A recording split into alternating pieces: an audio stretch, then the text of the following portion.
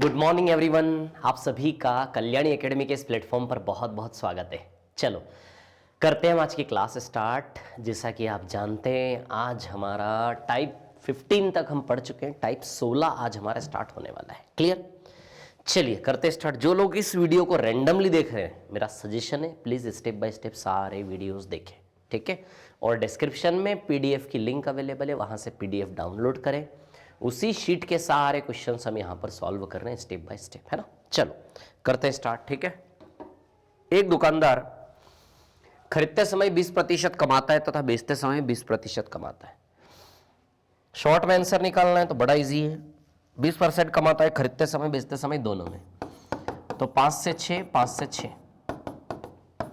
25 और 36।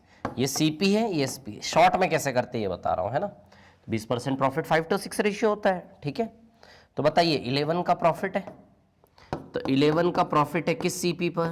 25 पर इंटू 100, तो 25 4 100, 11 4 44%, ये आंसर आएगा, ठीक है? अब देखो आराम से बताता हूं, ध्यान दो। मतलब ओरली होने वाला क्वेश्चन है, बिल्कुल, ठीक है? बहुत अच्छे क्वेश्चन है इसमें, पता है आपको? खरीदते समय गलत भार, खरीदते समय ये धोखा वगैरह, ये वो धोखेबाजी वगैरह जो होती है ना, बहुत अच्छे सवाल है। भी आगे ध्यान से देखिए आप सभी लोग, है ना? ठीक है? खरीदते समय 20% कमाता है तथा बेचते समय 20% कमाता है, उसका कुल लाभ बताइए। अब सुनिए, खरीदते समय, है ना, एक दुकानदार जब खरीद रहा है और बेच रहा है, खरीदते समय भी 20% कमाया और बेचते समय भी 20% कमाया, ठीक है? 20% कमाया, खेल को समझे ना, और बेचते समय भी 20% कमाया, ठीक है? तो 20% कमाया। अब सुनिए मेरी बात, सीपीएसपी का रेशियो। 20% कमाने का मतलब है कि 20% लाभ, कमाया मतलब फायदा, सीधी सी बात है। तो खरीदते समय भी 20% कमाया 5 से 6, बेचते समय भी 20% कमाया 5 से 6। क्लियर? अच्छा, 20% प्रॉफिट क्या होता? 1/5, 5 सीपी और 1 का प्रॉफिट, है ना? तो खरीदते समय 20% कमाया, बेचते समय 20% कमाया, तो ये हो गया 25 से 36। तो फाइनली 11 का प्रॉफिट है 25 पर। अब सुनो मेरी बात ध्यान से सभी लोग, है ना? इंटू 100, 25 4 100 और 11 4 44%। अब ध्यान से सुनिएगा सभी लोग यहां पर, है ना? ध्यान से, ठीक है? देखिए कहानी क्या है ना एग्जैक्टली, ठीक है? अब इसमें थोड़ा सा प्रैक्टिकली जहां दिमाग मत लड़ाइए आप लोग कि सर कितने में खरीदा, खरीदते समय कैसे कमाया, बेचते समय कैसे कमाया। मैं जो कहानी बता रहा हूं बस उसी को शांति से फॉलो करो। हम हर एक सवाल में दुकानदारी भी कर सकते, कोई दिक्कत नहीं है कि भैया 100 रुपये का सामान, अच्छा खरीदते समय 20% कमाया ने, कितने का सामान कितने में खरीदा? तो मैं बता दूं 120 का सामान जब 100 में खरीद लेते हो उसको बोलते हैं खरीदते समय 20% कमाया, और फिर 20% लाभ लेके 144 में बेचोगे तो 100 का 144 हो गया 44%, ठीक है? तो दुकानदारी मत करिए, मेरा सुझाव है। मैं जिस तरीके से बता रहा हूँ बस रेशियो खेलिए, सीधे सरलता से आंसर हमें मिलेगा, है ना? ठीक है? क्लियर? तो खरीदते समय 20% कमाया, बेचते समय 20% कमाया, 5 से 6, 5 से 6 दो बार। ओवरऑल कितना लगा और कितना आया? तो 25 36 सीपीएसपी। ओवरऑल सीपीएसपी क्या आया? 25 36। तो लाभ परसेंट हुआ 44। क्लियर? अगले सवाल पर चलते हैं ना, नेक्स्ट वाला क्वेश्चन, ठीक है? ये रहा। एक दुकानदार खरीदते समय गलत भार का प्रयोग करके 20% कमाता है, खरीदते समय, है ना? और बेचते समय भी गलत भार का प्रयोग करके 20% कमाता है, ठीक है? खरीदते समय गलत भार का प्रयोग करके 20% कमाया। सेम सवाल है, बिल्कुल सेम। देखो पिछले सवाल में ये नहीं बोला था, पिछले सवाल में ये चीज नहीं थी। पिछले सवाल में क्या था? पिछले सवाल में 20% कमाया, 20% कमाया। पिछले सवाल में भी क्या था? 20% कमाया, 20% कमाया। क्लियर है ना? सीपीएसपी, ठीक है, खरीदते समय, और एक कहानी बेचते समय की, ठीक है ना? तो 20% कमाने का मतलब रेशियो हुआ 5 से 6, 5 से 6, यानी कि इनटू करेंगे तो इट विल बिकम 25 से 36। तो 11 रुपीज़ का प्रॉफिट है ना? ठीक है? तो वही 11 का प्रॉफिट है, 25 सीपी है, इंटू 100, तो 25 फोर्जा 100 यानी कि 44% प्रॉफिट है, तो 44% ही आंसर आएगा। सेम पिछले सवाल जैसा। फर्क क्या है, फर्क क्या है, सुनिए मेरी बात। अरे सॉरी यार, हाथ में कुछ, हाँ देखिए डिफरेंस क्या है मैं आपको बताऊं, ठीक है। पिछले सवाल में खरीदते समय 20% कमाया है, गलत भार का प्रयोग करके ये चीज नहीं थी। अब सुनिए मेरी बात, पिछले सवाल में केवल क्या था, बस 20% कमाया, 20% कमाया, इतना था। लेकिन इस सवाल में क्या है, किस जरिए 20% कमाया ये दिया है, कैसे 20% कमाया, गलत भार का प्रयोग करके 20% कमाया। पिछले सवाल में ये नहीं दिया था क्या करके 20% कमाया, वो कारण नहीं दिया था कैसे उसने 20% कमाया। लेकिन इस सवाल में बोला है कि गलत भार का प्रयोग करके 20% कमाया, तो हमें उससे कोई फर्क पड़ता ही नहीं ना। हो सकता है पिछले सवाल में भी गलत भार का प्रयोग करके 20% कमाया। समझ में आती बात, क्लियर। तो हमें किससे मतलब है, कमाई से। कमाई से हमें तो कमाई का प्रतिशत निकालना होता है ना, उसका कुल लाभ प्रतिशत यानी कि कुल कमाई का प्रतिशत। अब उसने कैसे भी करके कमाया हो हमें मतलब नहीं है, हमें सिर्फ ये मतलब है कि कितना कमाया, कमाएगा। तो 20% खरीदते समय, 20% बेचते समय, तो ओवरऑल रिजल्ट 44% उसकी कमाई बनेगी। आती है क्या बात समझ में आप लोगों को। हो सकता है पिछले सवाल में गलत भार का प्रयोग करके ही कमाया हो, तो हमें तो कमाई का परिणाम निकालना है, तो हमें तो चाहिए कमाई का प्रतिशत। पिछले सवाल में भी दोनों जगह खरीदते समय बेचते समय 20% कमाया था, इसमें 20% कमाया, तो दोनों सवाल एक ही है ना, कंफ्यूज ना हो, ठीक है। हाँ अभी सवाल बदलेगा, जब वो कमाई की बात ना करेगा, 10% धोखा देता है, तो कहानी बदलेगी। आ रहा है अगले सवाल में, है ना। तो अभी तक के दोनों सवाल सेम थे, आगे चलता हूं मैं, ठीक है ना। ये देखिए इस सवाल को देखिए सभी लोग, है ना। पिछले दो सवाल का आंसर 44% था, ये सवाल भी उसी के जैसा दिखता है, बट ये 44% नहीं है, इसका आंसर आएगा 50%।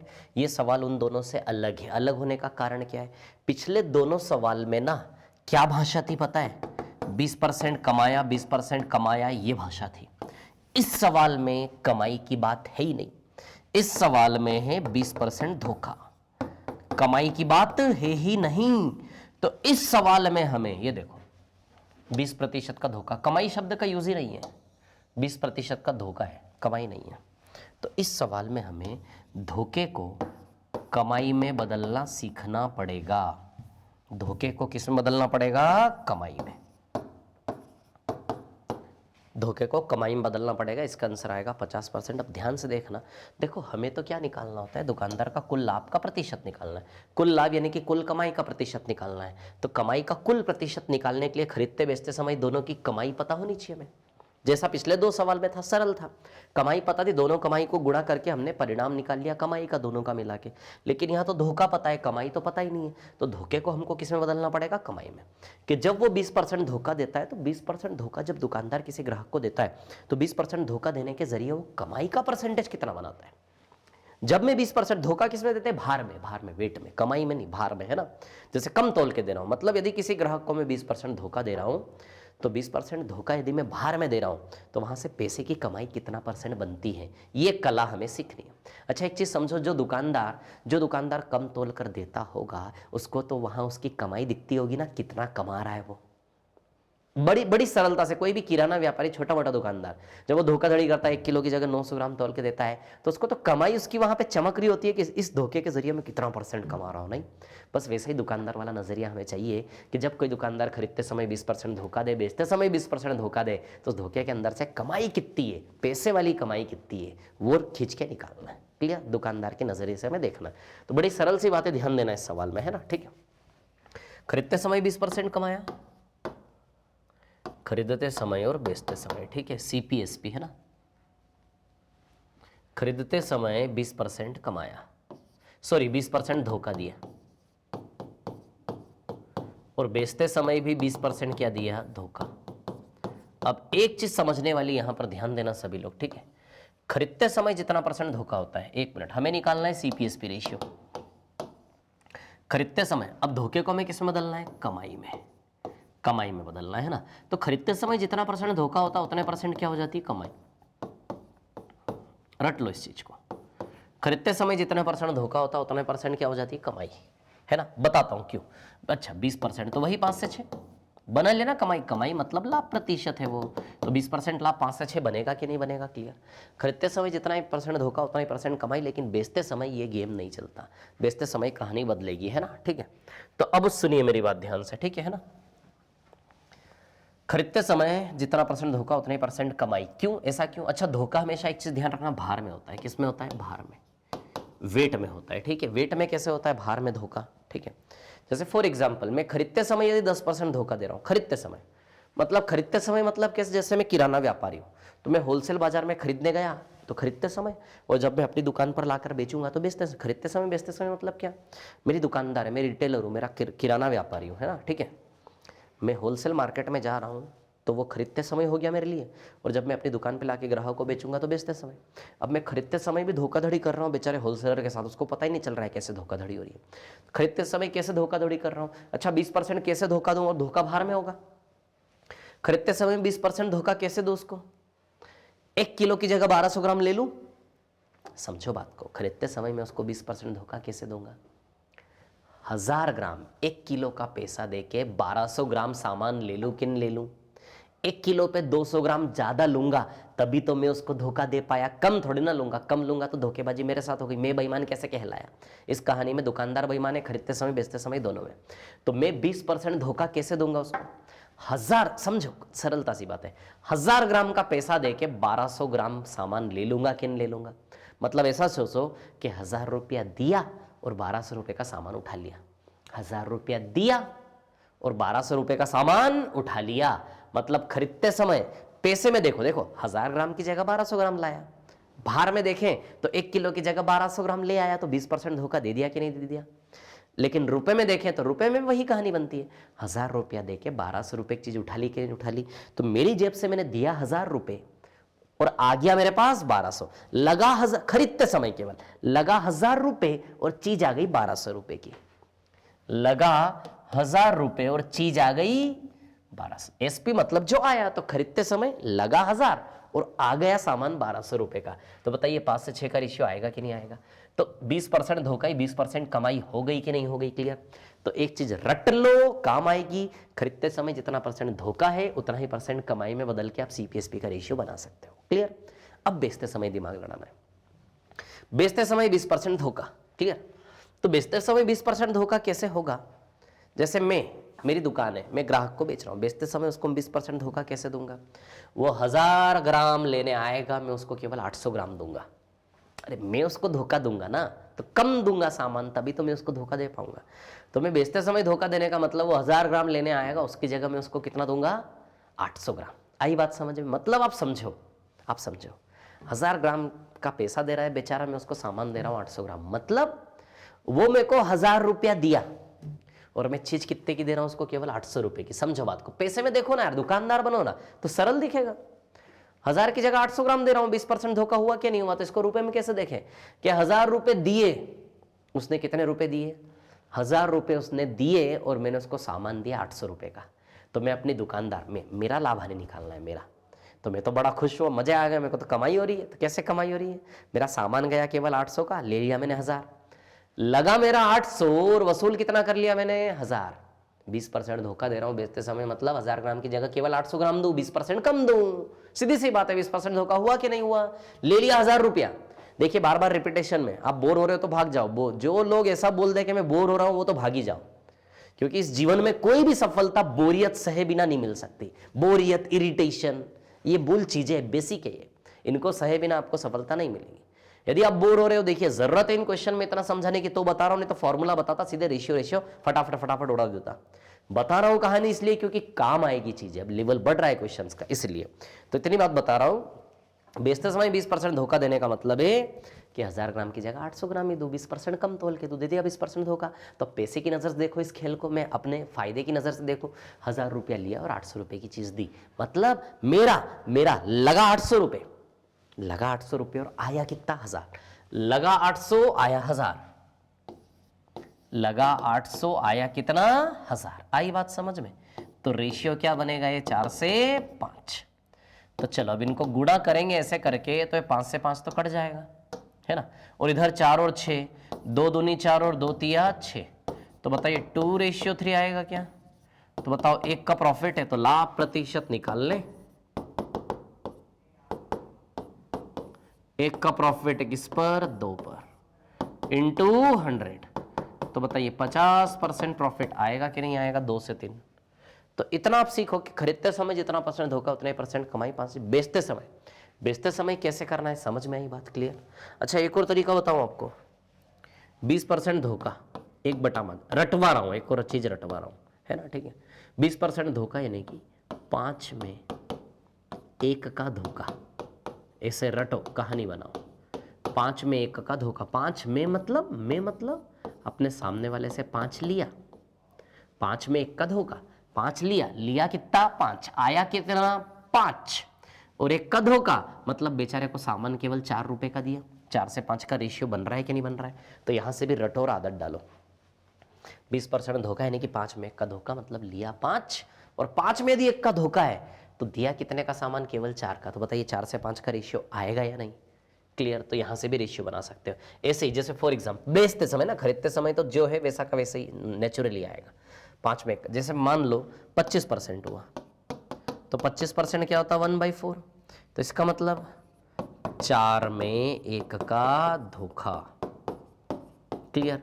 मतलब 4 आपने लिया, है ना, ठीक है। 4 लिया और 4 में 1 का धोखा। क्लियर इतनी बात? ठीक है। तो CPSP कैसे बनेगा? 4 में मतलब 4 बेचारे से लिया, 4 आपके पास आया और उसमें 1 का धोखा दिया, तो सामान केवल कितने का दिया? 3 का। समझ में आया? बेचते समय में कैसे रेशियो बनाएंगे। मान लो 16 2/3% हुआ, कितना होता है? 1/6। 6 में 1 का धोखा, तो बेचारे से 6 आपने ले लिया और 1 का धोखा यानी कि सामान कितने का दिया? 5 का। समझ आई बात? बेचते समय में कैसे रेशियो बनाओगे। क्लियर। तो ध्यान देना 50%। क्लियर, ठीक है। चलो बहुत बढ़िया, आगे चलते है ना, अगले पर चलते हैं, ठीक है। 20% गलत भार का प्रयोग करता था बेचते समय, 20% गलत भार का प्रयोग करता, दुकानदार का कुल लाभ प्रतिशत क्या है? सेम सवाल है लगभग, इसमें भी कमाई नहीं दी। कमाई का प्रतिशत दिया है क्या? नहीं दिया, है ना।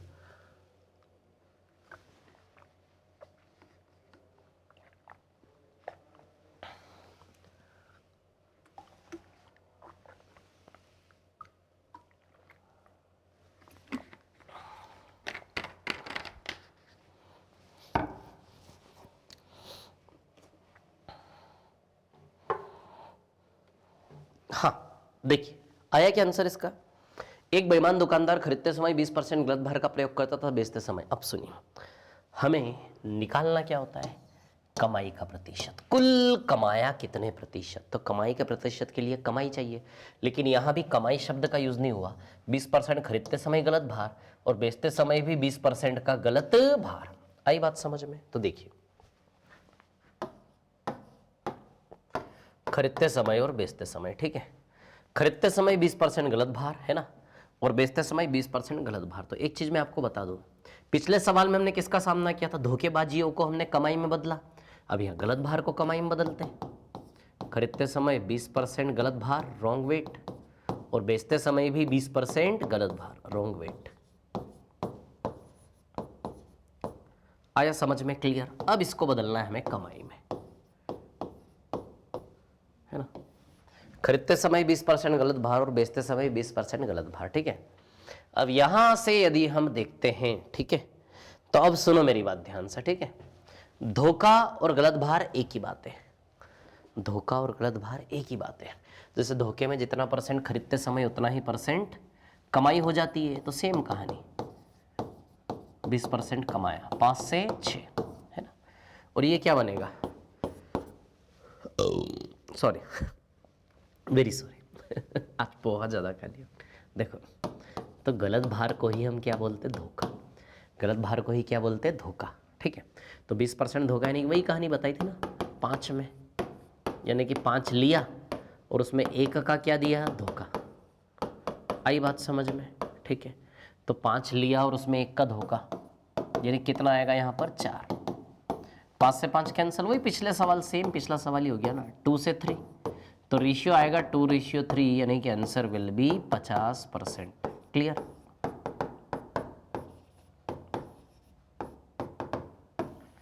तो लाभ प्रतिशत आएगा 50%। क्लियर इतनी बात सभी को है ना, ठीक है। 5 में 1 का धोखा, ठीक है। तो लाभ प्रतिशत बनेगा, तो खरीदते समय 20% गलत भार और बेचते समय 20% गलत भार। क्लियर इतनी बात, ठीक है। 5 से 6 और 4 से 5 है ना, तो 50% लाभ आएगा। बोलो आती है क्या बात समझ? क्लियर। तो गलत भार को भी धोखे की तरह ही लेना है, ठीक है ना।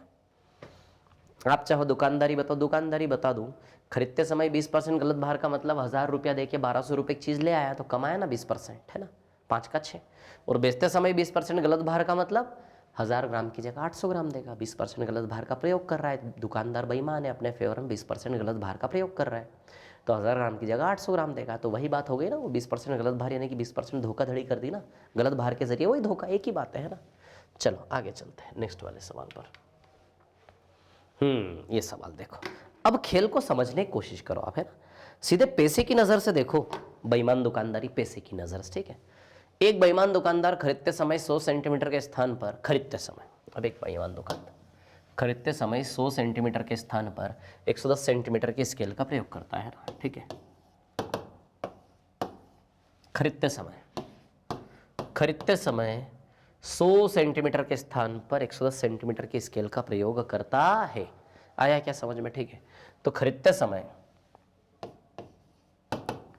मतलब समझो, जैसे मैं दुकानदार हूं, मैं खरीदते समय थोक बाजार से खरीदने जाऊंगा, फिर आप ग्राहकों को बेचूंगा। मैं खरीदने जब जाता हूं तो मैं क्या करता हूं, 100 सेंटीमीटर की जगह 110 सेंटीमीटर की स्केल का प्रयोग करता हूं। इसका मतलब क्यों ऐसा कर क्यों रहा हूं मैं? क्योंकि मैं उसको लूटना चाहता हूं, उसके साथ बेईमानी करना चाहता हूं, ये उद्देश्य सवाल का, ठीक है। फिर बोला है ना बेईमान दुकानदार, यदि मैं बेईमान दुकानदार हूं और खरीदते समय 100 की जगह 110 सेंटीमीटर के स्केल का प्रयोग कर रहा हूं, इसका मतलब सीधी सी बात क्या है कि किसी तरह 100 रुपया दे के 110 रुपये का सामान उठा रहा हूं कि नहीं उठा रहा हूं। यही मतलब होगा ना इसका, कहीं ना कहीं सोचो, ऊपर से सोचो, थोड़ा सा गहराई मत जाओ। 100 की जगह 110 सेंटीमीटर की स्केल का प्रयोग कर रहा हूं, उसको धोखा देके, मतलब 100 रुपया देके 110 रुपये की चीज उठाई कि नहीं उठाई। तो इस दुकानदारी को पैसे की नजर देखोगे तो लगा 100 रुपया, आया कितना, 110, इतना सरल। अब बेचते समय भी मैं धोखाधड़ी कर रहा हूं। क्या धोखाधड़ी कर रहा हूं? बेचते समय 100 सेंटीमीटर के स्थान पर 90 सेंटीमीटर के स्केल का प्रयोग करता हूं। बेचते समय 100 के स्थान पर 90 क्यों 100 के? क्योंकि कम दूंगा ना, तभी तो बेईमानी कर पाऊंगा, कमा पाऊंगा। 100 सेंटीमीटर के स्थान पर 90 सेंटीमीटर के स्केल का प्रयोग कर रहा हूं बेचते समय, इसका मतलब ले रहा हूं सामने वाले से 100 और सामान दे रहा हूं केवल 90 रुपए का। ही बात समझ में? ले कितना रहा हूं सामने वाले से? 100 बेचते समय, 100 की जगह 90, यानी कि लिया 100 और सामान दिया कितने केवल।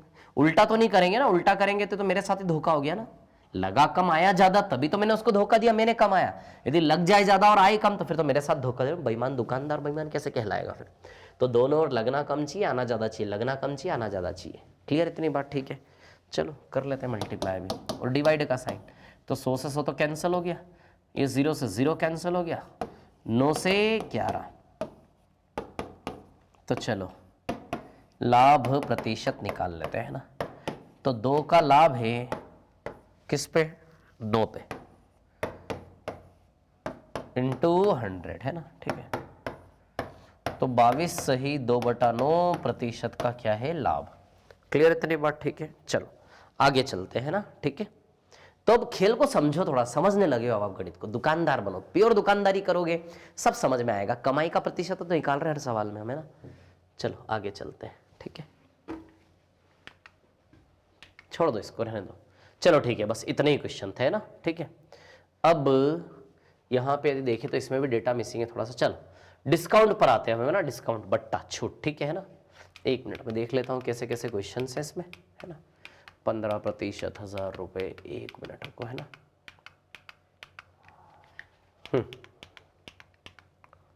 ठीक है, चलो ध्यान दो सभी लोग, है ना।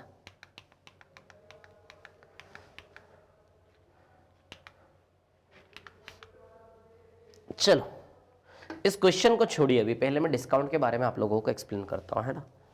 1 मिनट, इसका जो है 1/40, ये 2.5% आएगा यहाँ पर, 2.5%, है ना। 2.5% आएगा यहाँ पर, ठीक है, 2.5%। क्लियर? 2.5% लिख लेना। चलो अभी कहानी सुनो, डिस्काउंट की कहानी, ठीक है। बट्टा की कहानी सुना होता है ना डिस्काउंट की, ठीक है। यदि मान लो मेरी दुकान है, मैं पेन बेचता हूँ, है ना, पेन बेचता हूँ, ठीक है। तो मैं अपनी दुकानदारी के बारे में आपको बताता हूँ। चलो, जैसे फॉर एग्जाम्पल मैं 100 रुपये में कोई पेन खरीदता हूँ, माना मेरी दुकान है, मेरे को होलसेल मार्केट से पेन कितने का पड़ता है, माना कि 100 रुपये का। क्लियर? होलसेल मार्केट से मुझे पेन कितने का पड़ रहा है, 100 रुपये का। क्लियर इतनी बात? अब यदि होलसेल मार्केट से मुझे पेन 100 रुपये का पड़ रहा है और यदि मैं कस्टमर को, आप लोगों को डिस्काउंट देना चाहता हूं, तो सीधी सी बात है, पहले बढ़ाकर लिखूंगा प्राइस, पहले बढ़ाकर लिखूंगा, उसी पे डिस्काउंट दूंगा, तभी तो मेरा लाभ का मार्जिन बचेगा कि नहीं बचेगा यार। यदि खरीदे हुए पे डिस्काउंट दे दूंगा तो फिर मैं दुकानदारी कर ही क्यों रहा हूं? समझ में आ रही है बात? क्लियर? तो सबसे पहले क्या करूंगा मैं, 100 रुपये के सामान पे लिख लेता हूं 120, यानी कि कितना परसेंट ज्यादा लिख लिया मैंने, 20%। 100 रुपये के सामान पर मैं लिख लेता हूं 120। क्लियर? लिखा तो ये कौन सा मूल्य है, लिखा हुआ मूल्य, इसको बोलते हैं मार्क्ड प्राइस, अंकित किया हुआ मूल्य, अंकित मूल्य बोलेंगे इसको। क्लियर? अंकित किया हुआ मूल्य, ठीक है, इसको बोलते हैं मार्क्ड प्राइस, अंकित मूल्य। क्योंकि यदि मैं छूट देके हुए अपना लाभ बचाना चाहता हूं तो सामान पे थोड़ा ज्यादा लिख के रखूंगा ना, अपनी खरीदी थोड़ी ना सामान पे लिख के रखूंगा, और उस पर आप छूट लेने आओगे तो मेरा तो क्या ही बचेगा, मतलब ही नहीं है काम करने का ऐसा। तो सीधी सी बात आप समझो, जब भी प्राइस लिखा होता है किसी भी चीज पर तो वो उसकी खरीदी नहीं होती दुकानदार की, उससे बहुत ज्यादा ही लिखा होता है, और छूट देने के बाद भी उसका पैसा बच रहा होता है तभी, है ना? समझ में आ रही बात? क्लियर? तो 100 रुपए के सामान पर कितना लिख लिया, 120। ठीक है, अब चलो आप आए, सबसे पहले आप आते हो तो क्या करते हो, सबसे पहले आप आते हो तो प्राइस ढूंढते हो कि नहीं ढूंढते हो, कितना लिखा है। अच्छा, सबसे पहले कोई भी सामान हम लेने जाते हैं दुकान में तो हम क्या देखते हैं, अरे कितना लिखा है, कितना लिखा है, कितना लिखा है, सबसे पहले ये ढूंढते हो आप। तो आपने देखा इस सामान पे कितना लिखा हुआ है, 120। जैसे 120 लिखा हुआ देखा, आपका माइंड सेट कहां आके रुका, 120 दिमाग में आपके छप गया। अब आप उम्मीद कर रहे हैं कि कितना डिस्काउंट मिल जाए, 120 से कम हो जाए। चलो, तो 120 लिखा हुआ था, चलो मैं आपको 10% की छूट देता हूं, है ना। 10% क्या दिया मैंने आपको, डिस्काउंट, 10% डिस्काउंट दिया। तो 10% छूट दी, तो लाओ, ऑनलाइन करोगे कैश करोगे, पेमेंट कैसे करोगे, 10% छूट ले लो। 120 का 10% 12 रुपए की छूट हो गई या नहीं, 120 का 10% यानी कितने रुपए की छूट हो गई, 12 रुपए की। 10% का फ्रैक्शन क्या होता है, 1/10, 0 0 कैंसिल, है ना। 120 का 10% यानी कि 12 रुपए की क्या हो गई, छूट। क्लियर इतनी बात? तो 120 में से 12 गया तो बताइए 108 बचा कि नहीं बचा, क्लियर है ना।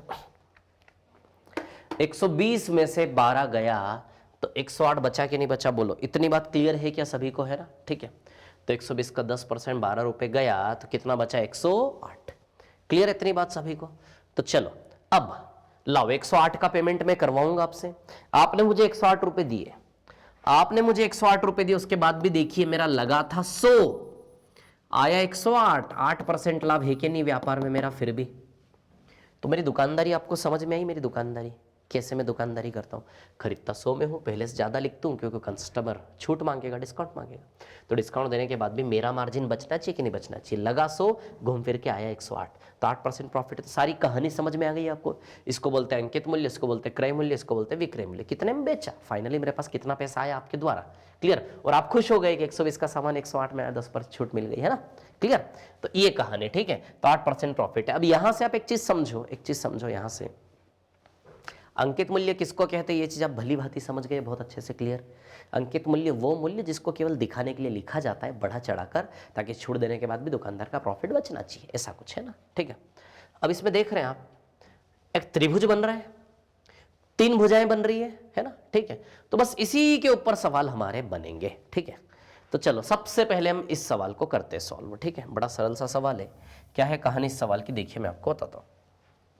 किसी वस्तु के अंकित मूल्य पर 2.5% का बट्टा दिया जाता है। चलो भैया, ये अंकित मूल्य है, अंकित मूल्य पे कितना डिस्काउंट दिया जा रहा है, 2.5%। 2.5% बट्टा देने के बाद माल को बेचा जाएगा। क्लियर? एक व्यक्ति ने वहां 39 रुपए में खरीदा, 2.5% का बट्टा। अब ध्यान देना एक चीज, ध्यान से, ये 3 भुजाएं नजर आ रही है। बट्टा प्रतिशत कहां आता है, अंकित मूल्य से विक्रय मूल्य के बीच में बट्टा प्रतिशत आएगा कि नहीं आएगा। इन्होंने 2.5% हमें क्या दिया है, डिस्काउंट दिया है। डिस्काउंट का मतलब है कि ये डिस्काउंट, ये वाली साइड की जानकारी आपको दी है कि नहीं दी है। तो अंकित मूल्य पर 2.5% का डिस्काउंट है, तो अंकित मूल्य पर 2.5% डिस्काउंट देने के बाद विक्रय मूल्य बनेगा कि नहीं बनेगा।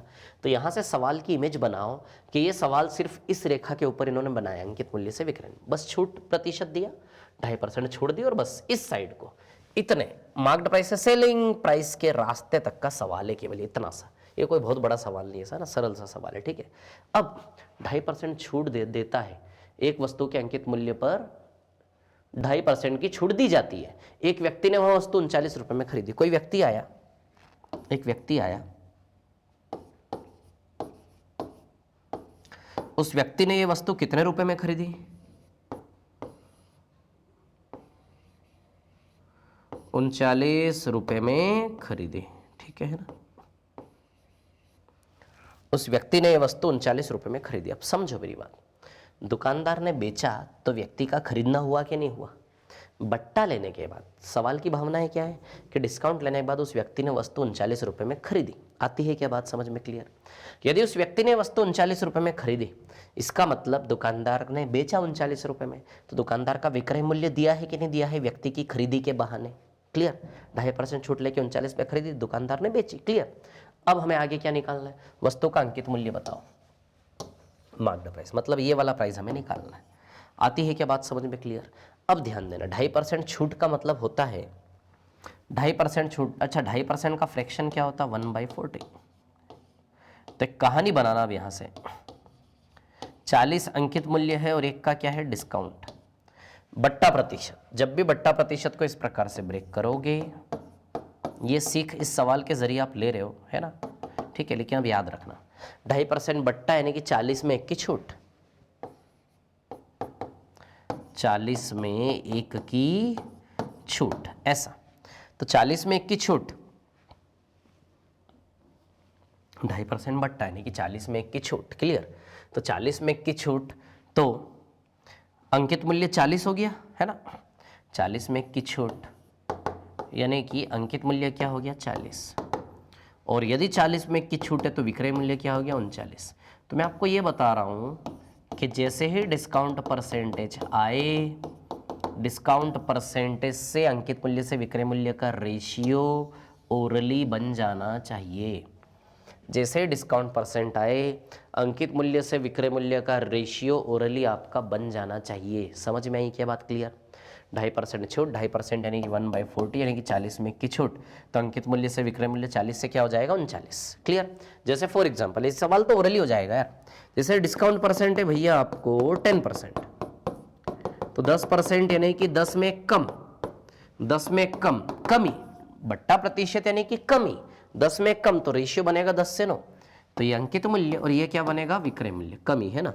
जैसे 20% डिस्काउंट, तो 20% क्या होता? 1/5। 5 में 1 का डिस्काउंट, तो 5 से क्या बनेगा? 4, अंकित मूल्य से विक्रय मूल्य। तो जैसे डिस्काउंट परसेंट आए, प्लीज ये सीखो, अंकित मूल्य से विक्रय मूल्य का रेशियो बन जाना चाहिए। 2.5% डिस्काउंट का मतलब है यदि अंकित मूल्य 40 है तो विक्रय मूल्य क्या हुआ? 39। अंकित मूल्य यदि 40 है, अंकित मूल्य 40 है, तो विक्रय मूल्य क्या है? 39। ये यूनिट है। रेशियो में जो बनता है डेटा वो क्या होता है? उसको हम यूनिट बोलते हैं। क्लियर।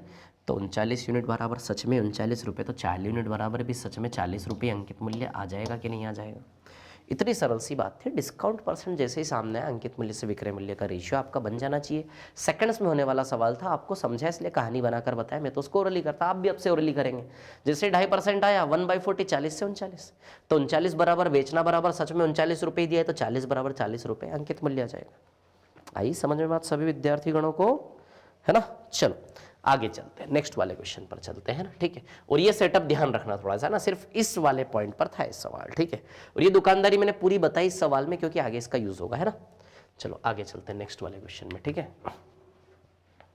हाँ, बट्टा देकर बेच दिया, वस्तु का अंकित मूल्य क्या है? सेम सवाल है ना, बिल्कुल सेम क्वेश्चन है, देखो आप ठीक से, है ना, बिल्कुल सेम।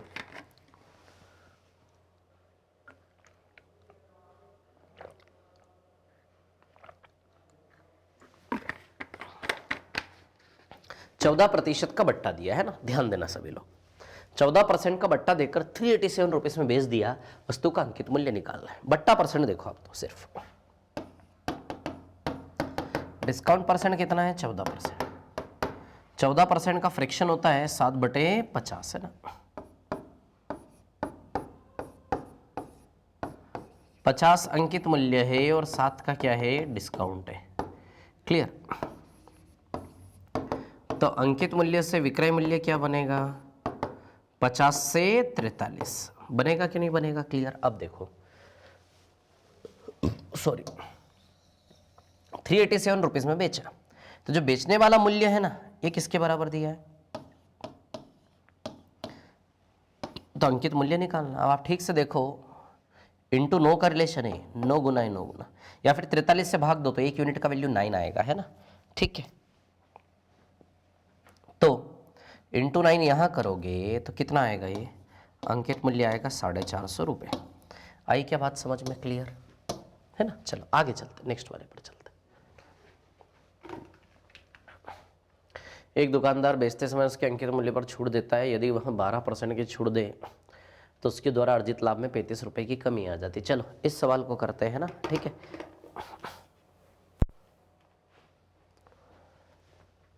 कोई दुकानदार एक कूलर बेचते समय उसके अंकित मूल्य पर 10% की छूट देता है ना। कूलर बेचते समय अंकित मूल्य पर कितने % की छूट देता है, 10% की छूट देता है। ठीक है ना। 10% की छूट देने का मतलब, मान लो किसी कूलर पे, किसी कूलर का अंकित मूल्य अपने आप में क्या मान लेंगे हम 100%। 10% की छूट देने का मतलब है कि वो माल को 90% में बेचने को तैयार है क्या। 100% अंकित मूल्य मान लो, 10% की छूट देने का मतलब 90% माल बेचने को तैयार है।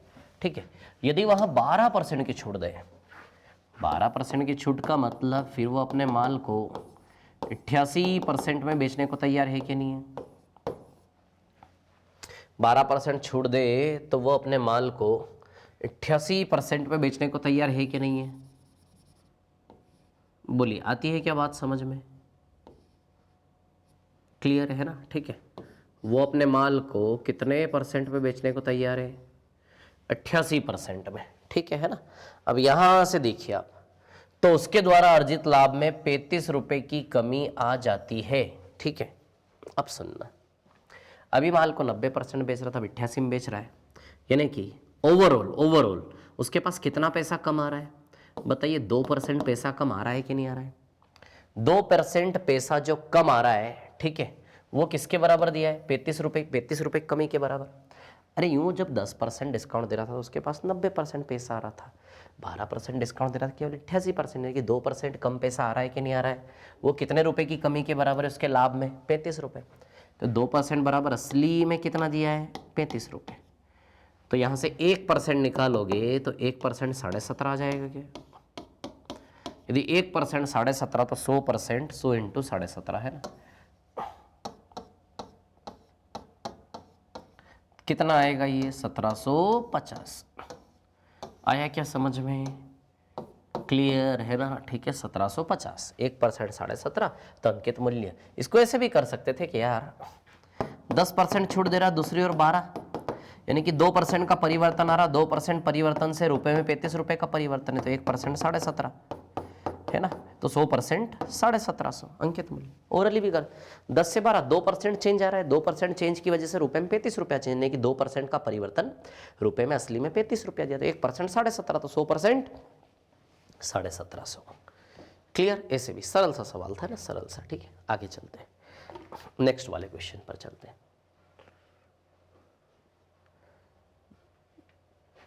ये आप सेल्फ करेंगे। देखो 15% का बट्टा है ना, 15% का डिस्काउंट है, तो डिस्काउंट परसेंट 15% है, तो 15% मतलब फ्रैक्शन क्या होता है 3/20। तो बताइए अंकित मूल्य से विक्रय मूल्य 20 से 17 बनेगा क्या। अब 629 विक्रय मूल्य वाली वस्तु, तो विक्रय मूल्य कितना है 629, तो 17 बराबर कितना है 629, तो 20 बराबर कितना आ जाएगा क्या आंसर। क्लियर। तो एक का वैल्यू 17 3 जा 51 और 17 7 जा, तो एक बराबर 37 आएगा, तो 20 इंटू 37 करोगे तो 740 आंसर आएगा क्या। क्लियर, इतनी बात है ना, आंसर 740 ही वाला। क्लियर है। वीडियो को पॉज कर करके देखो, मैं आगे चलता है ना, नेक्स्ट वाला क्वेश्चन। ठीक है, हाँ, अब एक चीज हमें यहां से सीखनी है, वो चीज क्या है, ध्यान देना सभी लोग, है ना, ठीक है। 6 के साथ 3 फ्री, तो प्रत्येक दुपट्टे पर प्रभावी छूट क्या है? 6 के साथ 3 दुपट्टे मुफ्त, तो मतलब ये कैसी कहानी हो गई? होता है ना, 1 पे 1 फ्री, 2 पे 1 फ्री, 3 पे 1 फ्री, 10 खरीदो 10 के साथ 1 फ्री मिलेगा, ये जो ऑफर मिलते हैं ना, उसी कहानी है। 6 दुपट्टों के साथ 3 फ्री है, 6 के साथ 3 फ्री है ना, तो 6 के साथ 3 फ्री, इसका मतलब क्या? 6 के साथ 3 फ्री, तो सवाल हमसे ये पूछ रहा है कि जब 6 के साथ कोई 3 फ्री देता है तो वो प्रतिशत में छूट कितनी बनी? कुछ तो परसेंटेज में आएगा ना, डिस्काउंट परसेंटेज कितना बना, बट्टा प्रतिशत कितना बना। यदि मैं 3 के साथ 1 फ्री देता हूं तो प्रतिशत में कुछ तो कमाई हो रही है, यदि मैं 5 के साथ 1 फ्री देता हूं तो प्रतिशत में कुछ तो कमाई हो रही है, सीधी सी बात है, ठीक है। तो 6 के साथ में कमाई मतलब छूट, कमी हो रही है ना, 6 के साथ 3 फ्री का मतलब प्रतिशत में कितना छूट देना कहलाया, ठीक है। तब ध्यान देना, 6 के साथ 3 फ्री का मतलब है, ध्यान देना सभी लोग, है ना, अंकित मूल्य और विक्रय मूल्य, ठीक है। 6 के साथ 3 फ्री का मतलब है, अब ध्यान देना, ग्राहक बनना थोड़ी देर के लिए, जब मैं 6 के साथ 3 फ्री दूंगा तो मेरी दुकान से उठाओगे आप 9 वस्तुएं, उठाओगे कि नहीं उठाओगे? 6 के साथ जब मैं 3 फ्री दूंगा तो 6 के साथ 3 फ्री वाले ऑफर के जरिए मेरी दुकान से आप 9 वस्तुएं उठाओगे कि नहीं उठाओगे? 9 वस्तुएं उठा ली, मान लो एक वस्तु का अंकित मूल्य 1 रुपए है ना, ठीक है। मान लो एक वस्तु का अंकित मूल्य 1 रुपए है, तो बताइए 9 वस्तुओं का अंकित मूल्य 9 रुपए है कि नहीं है? तो 6 के साथ 3 फ्री के जरिए आपने मेरी दुकान से 9 वस्तुएं उठाई और एक वस्तु पे 1 रुपया छपा हुआ है माना, तो 9 रुपया अंकित मूल्य मार्क द प्राइस वाला सामान उठा लिया कि नहीं उठा लिया? लेकिन 3 तो फ्री था, पैसा तो केवल 6 का दोगे ना, तो एक वस्तु 1 रुपए की है, एक वस्तु पे 1 रुपए लिखा है, तो 6 वस्तुओं का 6 रुपया दे के जाओगे कि नहीं जाओगे? ये समझ में आई क्या बात? 9 वस्तुएं उठाई, 9 वस्तुओं पर 1-1 रुपया करके 9 रुपया छपा हुआ सामान उठा लिया। आप लोगों को क्या, अपने दोस्त को क्या बताओगे? देख ये 9 रुपए की चीज है, 1-1 रुपया एक वस्तु का, तो क्या दिखाओगे? देख 9 रुपए की चीज है, लेकिन 9 रुपए की चीज मैं 6 रुपए में ही लाया क्योंकि 3 फ्री मिला, है ना। 6 के पैसे दोगे, 6 का 6 रुपया दोगे। आया समझ में? अंकित मूल्य विक्रय मूल्य का रेशियो कैसे बनाएंगे यहाँ से, ठीक है। अब बट्टा प्रतिशत निकाल लो यहाँ से, इसको और काटो तो 3 से 2 भी हो जाएगा ये। तो चलो भाई, 1 का डिस्काउंट है, 3 रुपए का सामान 2 में ले आए तो 1 का डिस्काउंट है, डिस्काउंट परसेंटेज कैसे निकालते हैं सीख लो। 1 का डिस्काउंट है किस पर? 3 पर, ये अंकित मूल्य इंटू 100, तो बट्टा परसेंट कैसे निकालोगे? ऊपर डिस्काउंट नीचे अंकित मूल्य, 100/3, 33 1/3% आएगा कि नहीं आएगा? क्लियर है क्या इतनी बात? तो 6 पे 3 फ्री का मतलब परसेंटेज में 33.33 भी लिख सकते हैं इसको, है ना, ऐसा 33.33%। चलो कुछ एक दो एग्जांपल्स और ले लेते हैं आप, जैसे फॉर एग्जांपल चलो 3 के साथ 1 फ्री, बताइए कितना परसेंटेज आएगा? यदि मैं 3 के साथ 1 फ्री दे रहा हूं तो कितना आएगा? 3 के साथ 1 फ्री का मतलब कि 4 रुपए की चीज का केवल 3 रुपया दे के गया, सामान 4 रुपए के उठाया आपने, बट पैसा कितने का देके गए? केवल 3 का। तो बताइए 1 का डिस्काउंट हुआ कि नहीं हुआ? तो चलिए डिस्काउंट परसेंटेज निकाल लेते हैं। 1 का डिस्काउंट है किस पर? 4 पर, इंटू 100 आ जाएगा 25%। आया क्या समझ में? क्लियर है ना, ठीक है। तो ध्यान रखना इस चीज को, है ना, परसेंटेज में निकालना हमें आना चाहिए, है ना। चलो आगे चलते हैं, नेक्स्ट क्वेश्चन। हाँ, ये भी एक अच्छा क्वेश्चन है, पढ़ो इसको जरा, सॉल्व करते हैं, है ना, ठीक है।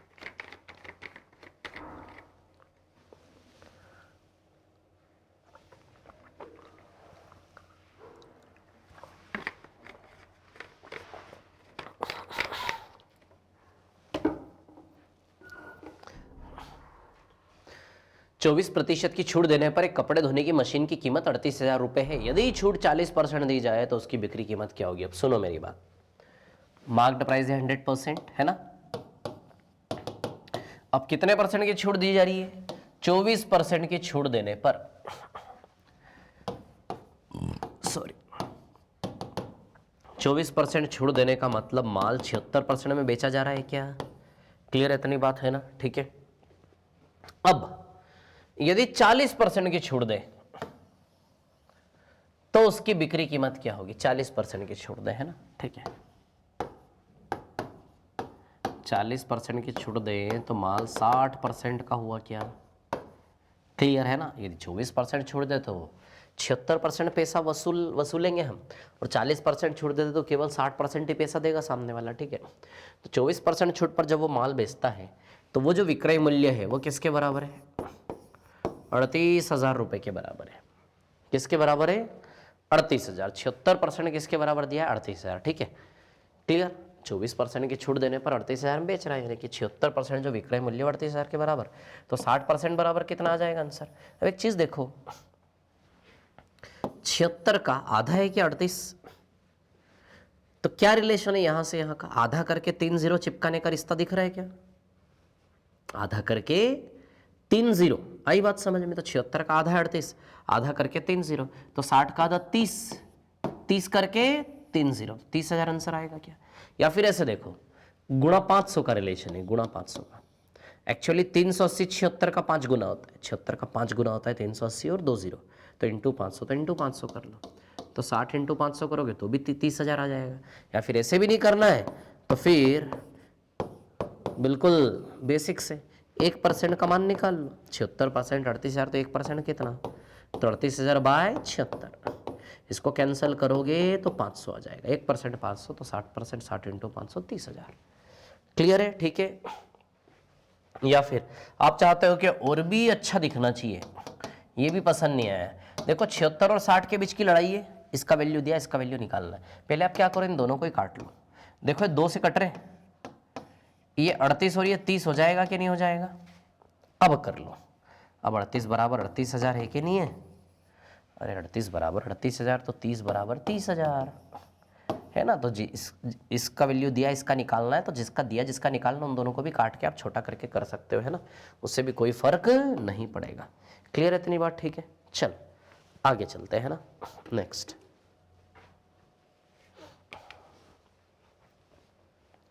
ये भी सेम सवाल है यार, बिल्कुल सेम है, उसी के जैसा है ना। करें इसको सॉल्व। 15% की छूट देने पर एक माइक्रोवेव ओवन की बिक्री कीमत 34,000 रुपये है। 15% छूट देने पर कीमत 34,000 रुपये, यदि छूट 37.5% दी जाती है तो बिक्री मूल्य क्या होगा? तो सेम सवाल देखो, 100% अंकित मूल्य है ना। यदि 15% की छूट दे तो माल 85 का बिकेगा, और यदि 37.5% की छूट दे तो माल 62.5 का बिकेगा। अब ये 85% किसके बराबर है? 34,000। 34,000। अब आप ठीक से देखो तो 85 का 340 4 गुना है, 4 गुना और 4 गुना, 85 का 4 गुना 340 होता है ना, ठीक है। और 2 0 एक्स्ट्रा है तो इंटू 400 का रिलेशन कर लो, इंटू 400, इसमें इंटू 400 करोगे तो ये आएगा 25,000। ऐसे कर सकते हो, आया क्या समझ में? इंटू 400 करोगे तो क्या आ जाएगा? 25,000, है ना। ऐसे भी कर सकते हो। क्लियर है इतनी बात सभी को, है ना? ऐसे कर लो, कोई दिक्कत नहीं, ठीक है। और भी तरीके हो सकते थे, उसके 25,000 आंसर आएगा, है ना। आगे चलते हैं।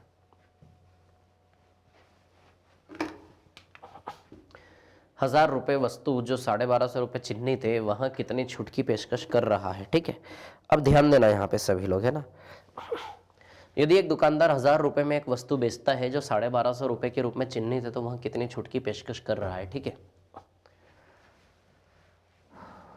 1,000 रुपये में बेचता है, यानी कि 1,000 रुपये विक्रय मूल्य है,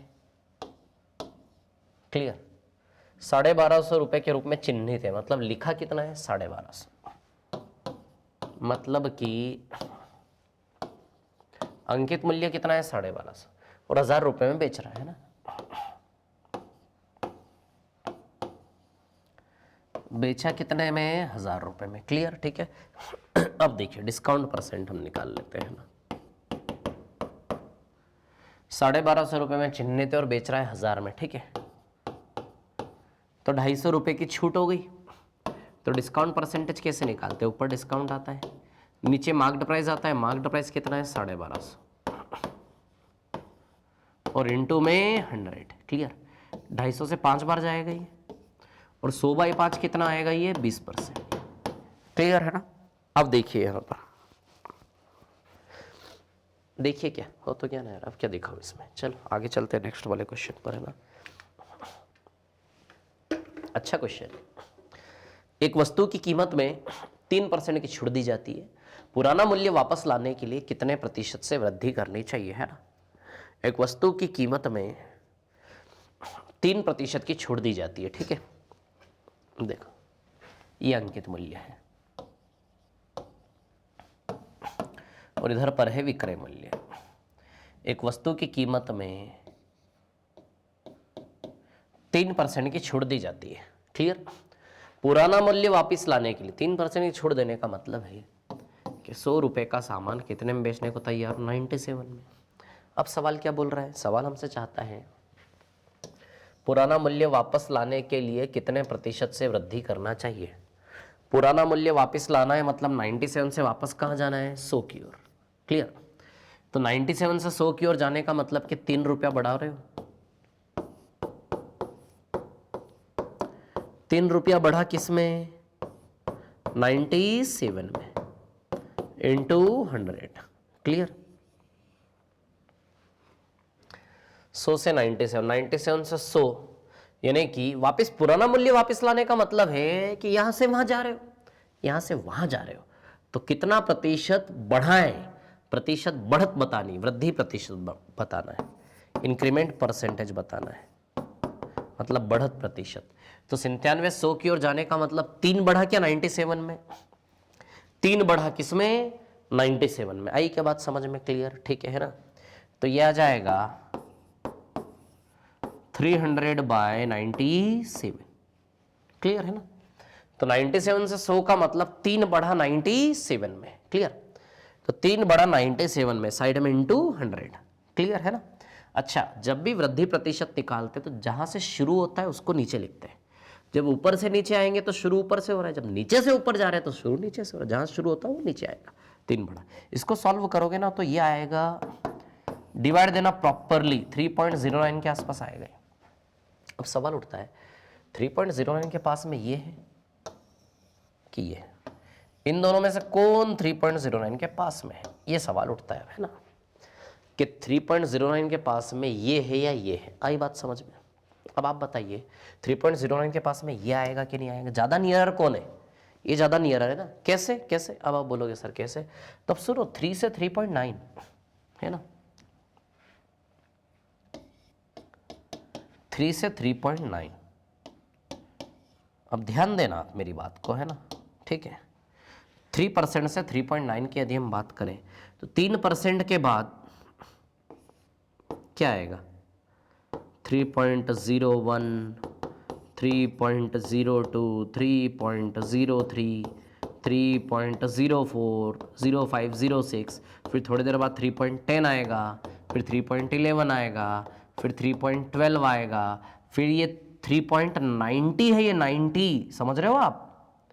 मतलब डेसिमल के बाद संख्या देखो, डेसिमल के बाद 1 रुपया, 2 रुपया, 3 रुपया, 4 रुपया, 10 रुपया, 11 रुपया, 12 रुपया, 13, 14, 15, 16, 17, 18, 19, 21, 23, 24, अप टू 90 रुपया। अब आप सोचो इसमें हमारा वैल्यू है 3.09, 3.09 ये 10 के ठीक पहले आएगा कि नहीं आएगा यहाँ पे। अब आप सोचो 3.09 3% के ज्यादा पास में, किसके ज्यादा पास में, 1 से 9 में ही आ गया ना 3.09 तो, और ये टोटल 90 लोग हैं बीच में इनके। अरे ये क्या है 3.00 है ना, तो 0 से 90 तक की यात्रा है ना, तो 90 लोग है कि नहीं है, 90 लोग में से केवल 90 नंबर पे 3.09 आया है नहीं, तो कौन नियर है 3.09%, ऑब्वियसली ज्यादा पास में। तो 3.09 किसके ज्यादा नियर है, इसके, तो आंसर आएगा 3%। लोग इसको लगा के आते गलती करते, इसलिए इतना बताया मैंने, है ना। चलो आगे चलते हैं नेक्स्ट। पोस्टर की बिक्री कीमत 18,000 रुपये यदि छूट 37.5% दी जाती है तो उसका बिक्री मूल्य क्या होगा। ये तो वैसा ही सवाल है, अभी करवाया था थोड़ी देर पहले, आप सेल्फ करना, मैं नहीं बता रहा हूं। आगे 6 वस्तुओं की बिक्री पर 2 वस्तुएं फ्री दी जाती है, 6 पे 2 फ्री, 6 पे 2 फ्री, अभी किया था ना ऐसा सवाल हमने, तो 6 पर 2 फ्री, क्लियर। तो 6 पर 2 फ्री का मतलब है, ठीक है, कि भैया मेरी दुकान से सामान उठाया आपने 8 रुपए का, 8 वस्तुएं, और पैसा कितना का दे के जाओगे? केवल 6 का। क्लियर? तो 2 का डिस्काउंट है ना, ठीक है।